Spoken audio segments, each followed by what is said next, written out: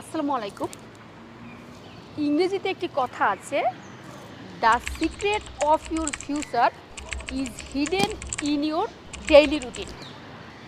Routine মানুষের জীবনকে রঙিন করে, অর্থাৎ মানুষ যখন তার জীবনের বিভিন্ন জায়গায় রুটিন অনুযায়ী কাজগুলো করে তখন সে উপহার পায় একটি সমৃদ্ধ, সুশৃঙ্খল এবং নিয়ন্ত্রিত লাইফ, যা তাকে পৃথিবীতে পদচিহ্ন এঁকে যেতে সাহায্য করে। আমরা যদি রুটিন মেনে চলি তাহলে আমরা কিভাবে লাভবান হতে পারি সেই বিষয়টি আজকে আলোচ্য বিষয়।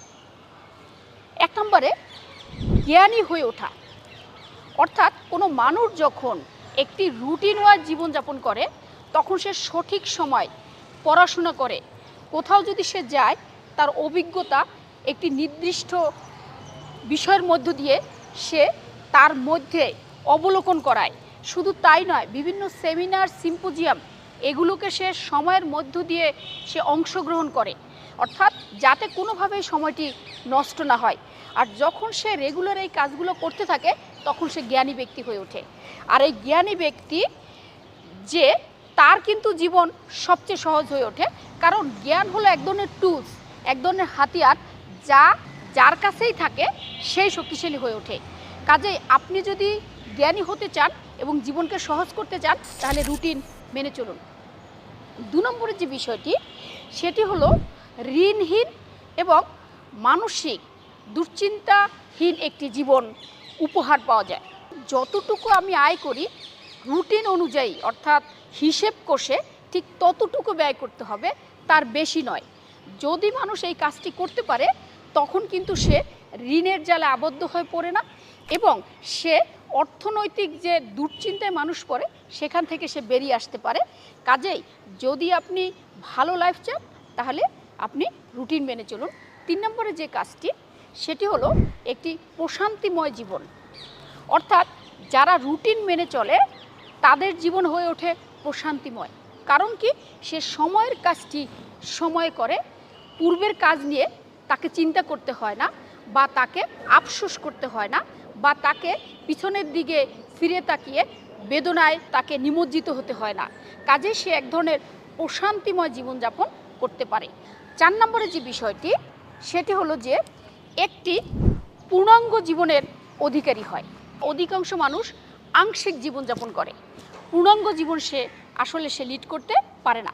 কারণ কি, সে যখন কোনো একটি রুটিনের মধ্যে না থাকে বা হিসেব না করে জীবনকে অতিবাহিত করে তখন সে জানে না কোন সময়টি কোন জায়গায় ইনভেস্ট করতে হবে, এবং তখন সে এই বিভিন্ন জায়গা থেকে আস্তে আস্তে সে পড়ে যায় এবং যেটি অনেক পরে তার অবলোকন হয়, যখন সেটাকে আর কভারেজ দেওয়া সম্ভব হয় না।